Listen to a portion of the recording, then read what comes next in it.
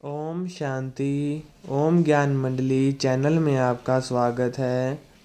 सभी बाबा के बच्चे इस चैनल को सब्सक्राइब करें व वीडियो को लाइक करें। आज बाबा के बच्चे किसी भी बीमारी का इलाज कैसे कर सकते हैं, बस इस विधि को समझें।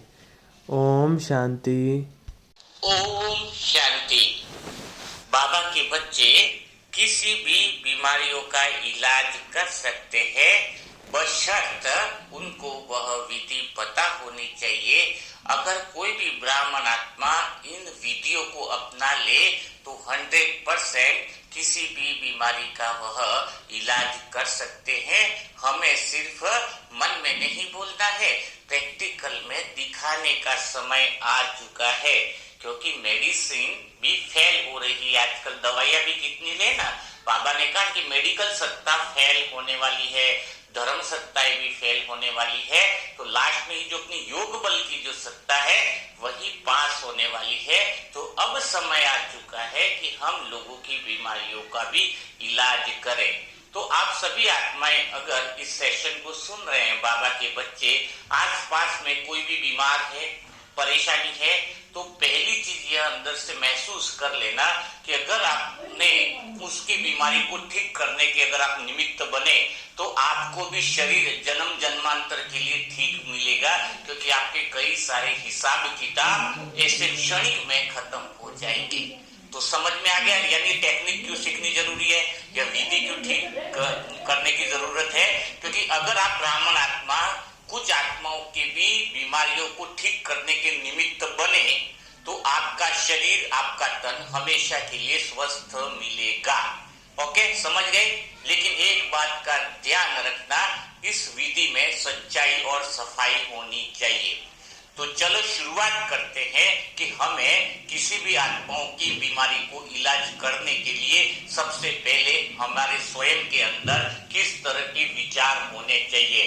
अगर आपके अंदर इस तरह की भावनाएं हैं जो विधि बता रहा हूं, तो ही किसी की बीमारी को ठीक करने के लिए उसको आश्वासन देना, वरना स्वयं भी तुम धोखे में होंगे और अन्य आत्माओं को भी तुम धोखे में रहोगे, यानी और पाप के भागी हो जाएंगे। यानी विधि पता नहीं है, पेशेंट को सामने बुला लिया है तो धोखा है ना, ये तो अंदर से पाप कर्म बनाना हुआ।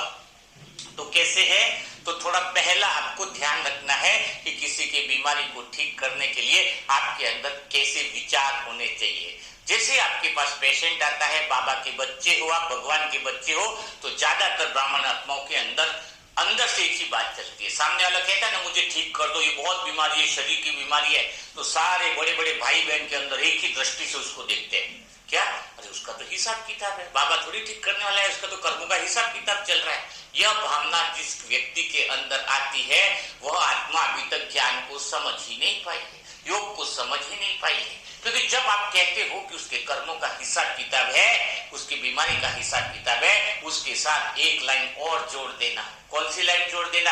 हाँ, मानते हैं कि उसके कर्मों का हिसाब किताब है, उसके शरीर की समस्या का उसका हिसाब किताब है, लेकिन उसी हिसाब किताब में एक लाइन और लिखी गई है कि आज वो मुझ आत्मा के पास आया है तो मेरे पास आकर उसके शरीर का ठीक होने का भी हिसाब किताब उसके खाते में, उसकी कुंडली में लिख दिया गया है।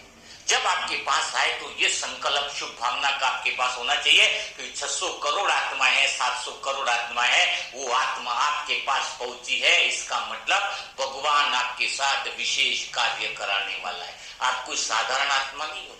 तो आपकी सोच ये होनी चाहिए कि इसके कर्मों का हिसाब किताब है जो अभी भोग रहा है, लेकिन अभी उसके हिसाब किताब में लिखा हुआ है कि अब वो मैं आत्मा निमित्त बन करके उसको ठीक करने वाली हूं, क्योंकि उसके हिसाब किताब में अब ठीक होना लिखा है। आपके पास आए क्यों? क्योंकि आप तो समाधान स्वरूप हो। बाबा ने कौन सा टाइटल दिया आपको? आपको दिया है बाबा ने समाधान स्वरूप। तो जैसे ही कोई बीमार आत्मा आती है, कोई आती है, तो हिसाब किताब का रोना मत रोना। हिसाब किताब का रोना रो तो उसके साथ में एक बात और ऐड कर लेना। क्या ऐड कर लेना? कि यह हिसाब किताब तो है, लेकिन अब वो मेरे पास आई है तो वो भी तो हिसाब किताब हुआ ना, आपके पास आई वो भी हिसाब किताब, अब मेरे पास आई है तो वो उसको ठीक करने का हिसाब किताब चालू हो गया। वो हिसाब किताब गया, पुराना खत्म। ओके, तो पहला जब आपका ये विचार आएगा तो 30% आपका काम हो गया, वो आत्मा ठीक होना चालू हो जाएगी, क्योंकि हम आत्माएं पवित्र हैं, हमने विकारी जीवन को छोड़ दिया है। तो जो आत्मा पवित्र होती है ना, उसके संकल्प में बहुत बड़ी ताकत होती है, उसके विचारों में बहुत बड़ी ताकत होती है। वो संकल्प और वो विचार उसकी एनर्जी को बहुत ज्यादा हिल कर देता है, बढ़ा देता है। क्योंकि आज देखो ना भाई, हम आत्माएं, मुझे आत्मा इतने साल से प्योरिटी का जीवन जी रहे, काम विकार से बहुत दूर है, पता ही नहीं कि काम विकार क्या होता है। तो अंदर शुद्धता है, हृदय में शुद्धता है, तो परमात्मा इस बोलों को सिद्ध करवाता है, पवित्र बोलों को सिद्ध कराता है। जब हमारी अंतर मन से आवाज जाती है कि आप आत्मा ठीक होने वाले, अंदर से जानी चाहिए आवाज, अंदर से फीलिंग आनी चाहिए। तो ये तो हो गई पहली चीज, पहला संकल्प आपको ये करना है। दूसरा आपको क्या करना है, एक बात हमेशा पक्की रखनी है कि अभी जो आत्मा, चाहे वो बीमारी लाइलाज हो, चाहे छोटी बीमारी हो, चाहे बड़ी बीमारी हो, आज का सेशन बहुत महत्वपूर्ण है अगर आप सुन लोगे तो अगर उसकी बीमारी लाइलाज है, उसकी बीमारी छोटी है या बड़ी है, आपको यह एहसास होना चाहिए कि शरीर प्रतिपल बदलता जा रहा है, शरीर प्रतिपल बदल रहा है। यानी उसकी बीमारी कैसे रह सकती है उसके अंदर, जिसके अंदर खून बदल रहा है, नब्ज बदल रही है, शरीर की हड्डियां बदल रही है, तो भला उसकी बीमारी कैसे रह सकती है, अंदर नहीं रह सकती है। तो उसकी बीमारी भी क्या हो जाएगी, बीमारी तो है नहीं, लेकिन उसके मन के अंदर जो ये बैठ गया है कि शरीर में बीमारी है, तो मुझे अपनी योग बल की शक्ति से उसके मन के वहम को खत्म करना है बाबा की सहायता से। यह अपना मेडिटेशन जो भी करेंगे, थोड़ा प्रैक्टिकली कराएंगे आज आपको, तो यह अपना उद्देश्य होना चाहिए। तीसरा, हमेशा ध्यान रखो कि हमारे अंदर परमात्मा ने पावर दी है। द्वापर युग में भी तो अपनी मूर्तियां लगी है ना, मूर्तियों के आगे कोई आत्मा आती थी, मैं दुखी हूं, परेशान हूं, तो क्या मूर्तियों में ये कहते थे क्या भाई तुम्हारा हिसाब किताब है, मंदिर में मत आओ, चले जाओ? कोई किसी देवता को कहते हुए सुना है क्या आपने, तेरा हिसाब किताब है, तू चला जाए यहाँ से? नहीं, वो तो वहां पर आकर के अपने शांति का अनुभव करता है, परेशानियों से मुक्ति का अनुभव करता है। यानी अगर कोई आत्मा बीमार है और आपके पास आई है, इसका अर्थ फिक्स है कि आप वही आत्मा हो संसार की जो इसकी बीमारी को ठीक कर सकते हो। 700 करोड़ आत्माओं में भगवान ने आपको चुना है और उस आत्मा ने आपको चुना है, यानी वो बीमारी अब रह ही नहीं सकती, क्योंकि अब प्रकृति के मालिक हो और शरीर के पांचों तत्व तो प्रकृति के, उसको तो अधीन है आपके, आप चाहो ना तो चुटकियों में उसकी बीमारी को ठीक कर सकते हो। Okay, clear? ये आत्मविश्वास आपके अंदर होना चाहिए, अंदर से वो विश्वास होना चाहिए। ठीक है, ये दूसरी बात आपको क्लियर होगी। तीसरी बात आपको क्या करनी है, जिसकी वजह से सामने वाले की आपकी बीमारी को आपको ठीक कर सकते हो। तो सामने वाले के अंदर क्या चल रहा है, कौन सी बीमारी है, उसके लिए सभी जो कार्मिक अकाउंट है उसकी अगर आपको नॉलेज नहीं है तो आप किसी का भी बीमारी ठीक करने के निमित्त नहीं बन सकते हैं। फिर सामने वाले के साथ आप धोखा करोगे। धोखा कैसे करोगे? उसने बोल दिया कि आप थोड़ा आधा एक घंटा योग कर देना भाई जी, ये मेरी बीमारी ठीक हो जाए। अब अचानक पता चला 3 दिन बाद उसका बीमारी ठीक हो गया। अब आपने तो कुछ किया ही नहीं अंदर से, आप जानते हो कि आपने तो अंदर से कुछ किया ही नहीं है, और वो बोल रहा है कि आपने योग किया तो ठीक हो गया। तो ये आपके ऊपर बहुत बड़ा पाप है अगर इसका श्रेय आप ले रहे हो। इससे 2 चीजें हुई, एक तो भगवान से आपका विश्वास जुड़ने का एक मौका परमात्मा ने दिया था, क्योंकि आप उसको अगर शुद्ध रीति से उसको वाइब्रेशन देते और ठीक हो जाता तो आपका भगवान के साथ कनेक्शन बहुत पावरफुल हो जाता है। अभी तो जो ठीक हुआ है वो सामने वाली आत्मा ने विश्वास किया आपको कि भगवान के साथ आपका कनेक्शन ठीक है, उसकी वजह से वो ठीक हो गया, उसने तो अपना काम कर दिया। लेकिन तुमने क्या किया? तुमने तो न तो योग किया, न कुछ किया ही नहीं है, बस मैं कर लूंगा। तो यह बात तो बहुत बड़ी, सबसे बड़ी बात जो है, सबसे बड़ा दुनिया में पाप है, वो यही पाप है कि कभी भी अंदर बाहर सत्यता रखनी होगी तुम्हें। किसी ने अपने पे भरोसा किया है, किसी ने अपने पे विश्वास किया है, तो हमें उसको पूरी विधि से सिद्धि करके पूरा अपना 100% उस आत्मा के लिए लगा देना है जिस आत्मा ने आप पर भरोसा किया है। नहीं तो मना कर दो, कोई नाम कहने में बड़ी बात नहीं जाती। रावण को क्या बोला गया? रावण ने जब राम भगवान को बोला कि सारी दुनिया में सभी लेडीजें जो है उठा लेते हैं, सभी किसी की पत्नी को छेड़ देते, किसी लड़की को छेड़ देते, तो मैंने ऐसा बड़ा क्या गुनाह कर दिया जो मुझे जन्म जन्म हर समय मुझे पाप भोगने पड़ते, हर समय मुझे जलाते, मैंने इतना बड़ा क्या कर दिया है? सभी करते हैं, ले जाते, किसी की पत्नी को लेके जाता तो उसको हमेशा के लिए तो नहीं जलाते है ना। तो परमात्मा ने क्या कहा कि संसार में जो घटनाएं घटित हो रही है ना, किसी की लड़की को छेड़ दिया, ये कर दिया, लेकिन उसमें और तेरे में फर्क है।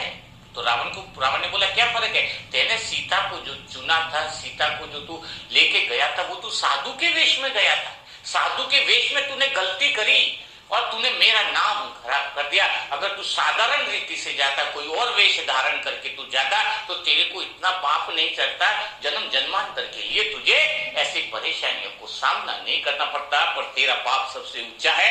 यानी आप बच्चों को, ब्राह्मण बच्चों को समझना होगा कि भगवान पे हम दूसरा रूप धारण नहीं कर सकते। भगवान के बच्चे हैं और भगवान के बच्चे बनकर हम किसी को गलत फहमी में रखते हैं कि तेरा ऐसा हो जाएगा, तेरा ये हो जाएगा, तेरा अंदर से कुछ कर ही नहीं रहे। तो सबसे बड़ा पाप भगवान इसी चीज को कहते हैं कि तुम साधु के वेश में हो। साधु यानी सत्संग के वेश में हो। सत्संग यानी क्या है? सत्संग यानी परमात्मा के संग में हो, तपस्या में हो, संसार के रंग से पार परमात्मा के रंग में रंगे हुए हो और तुम कोई भी विक्रम कर ही नहीं सकते।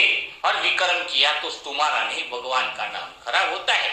तो चौथी बात, तीसरी बात, ये कंसेप्ट आपको क्लियर हो जाना चाहिए कि आपको सच्चाई और सफाई के साथ, मन साफ है, हृदय तुम्हारा साफ है, तो उसकी बीमारी ठीक हो जाएगी।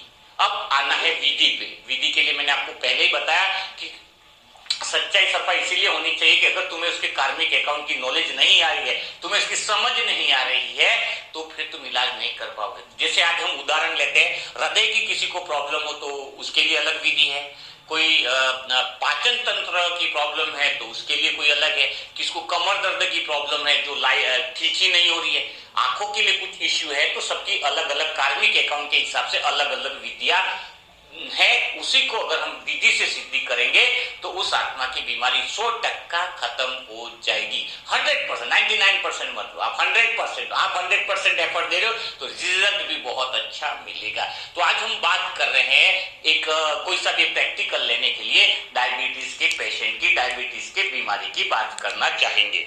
तो डायबिटीज के लिए जो पेशेंट है, जिनको डायबिटीज है, उसको हमने 2 दिन हो गए, उसके लिए हम विशेष कार्य जो योग करना चाहिए, क्या विधि हमने अपनाई, मुझ आत्मा ने क्या किया उस आत्मा के लिए, तो वो विधि अगर आप भी फॉलो करते हो तो आपको अंदर से सेटिस्फेक्शन मिलेगा कि वास्तव में कैसे हमें अपनाना चाहिए। तो उस बहन का नाम है सरिता अग्रवाल, है ना, और उनके हस्बैंड से बात हुई थी और ये हम लोगों से मतलब पता चला कि इनको शरीर में प्रॉब्लम है डायबिटीज की। तो सबसे पहला काम क्या करना था, तो सबसे पहले हमने उनको इंफॉर्मेशन दे दी, समझा दिया बात करके कि आपको डायबिटीज हुई क्यों है। अच्छा, डायबिटीज और पाचन तंत्र है ना, वो भी थोड़ा सा मिलता जुलता है लेकिन डिफरेंट है उसके अंदर। किसको पाचन तंत्र की गड़बड़ी है उसके लिए थोड़ा सा डिफरेंट है, तो ये बात को समझ लो। तो जैसे अभी पेशेंट आपके पास आता है, आप सबकी मनोकामनाओं को पूरी करने वाले आत्मा हो, तो सबसे पहले क्या करना था कि उसको डायबिटीज क्यों है। तो सबसे पहले उसको ये देखो कि उसने कौन सा भोजन बंद किया है। आपको बीमारी की कम नॉलेज है, सीधा पूछो क्या क्या है, तो उन्होंने बताया कि भाई मीठा मीठा सब छोड़ दिया है। तो आपको पता होना चाहिए कि किस वजह से उसको बीमारी हुई है उस आत्मा को। तो सबसे पहली बात है जिसकी वजह से उसको बीमारी हुई है वो है कि भगवान ने उसको जो कोटा दिया था, उस आत्मा को, सरिता बहन को जो कोटा दिया था, खाने का जो कोटा दिया था, अनाज का जो कोटा दिया था, वो जाने अनजाने, वो बहन तो बहुत अच्छी, दिल से अच्छी, लेकिन गलतियां तो सबसे होती है, हमसे भी होती है, सबसे भी होती है, तो उसको एक्सेप्ट करना होगा। आज इसीलिए इसके लिए ले रहे हैं क्योंकि इससे उनको बात करने से उनको परमात्मा की भी क्या मिलती है, माफी मिलती है, और उसके जीवन में उसका उनका शरीर जो है और बहुत बढ़िया होने वाला है, बहुत बढ़िया। यानी ये सब पूछो वो शरीर भगवान के कार्य में लगने वाला, ऐसा मुझे अनुभूति हो रहा है, बहुत आनंद आ रहा है। क्योंकि जीवन में रखा ही क्या है, जिसका मन भगवान में रम जाए उसका तो जीवन ही सुंदर बन जाता है। कौन सी घड़ी, कौन सा क्षण आ जाए जो उसके जीवन में बदलाव आ जाए। तो हम बात वापिस उस बात पर आते हैं, कौन सी बात पर आते हैं कि जब हमने पूछा तो भगवान ने जो उनको खाने के लिए जो भोजन दिया था, कोटा बाय चांस 400 किलो, उनकी एज होगी 80 साल जीना है, 90 साल है, तो भगवान ने उसके हिसाब से उनको भेजा था। तो खाना अपन जब फेंक देते हैं, जूठा खाना छोड़ देते हैं, कभी गुस्से में खाना बनाते हैं और किसी को प्यार से खाना नहीं खिलाते हैं, ये सब्जी पसंद नहीं है, वो सब्जी नहीं पसंद है, तो किसी तरीके से भी हम खाने का अपमान करते हैं, अन्न का अपमान करते हैं। घर पे कोई मेहमान आ गया तो उसको भी रो रो के खाना खिलाते हैं, किसी को तो प्यार से खिला रहे, रिश्तेदार को किसी को ये। तो इस तरह की जो बीमारी जो आती है शरीर में कि वो खाना अपने शरीर में जाना बंद हो जाता है। क्या होता है, क्यों बंद हो जाता है कि उसका हिसाब किताब है, उसका कोटा है, तो वो कोटा खत्म हो गया। क्या किया जाएगा, क्या करना है, तो उसका जो कोटा जो है वो खत्म हो गया। तो अभी काम ये करना है कि वो आत्मा को इसकी जानकारी दी गई, तो उस आत्मा को सहृदय से स्वीकार करना है कि जो गलती मेरे से हुई है वह मैं आगे से नहीं करूंगी।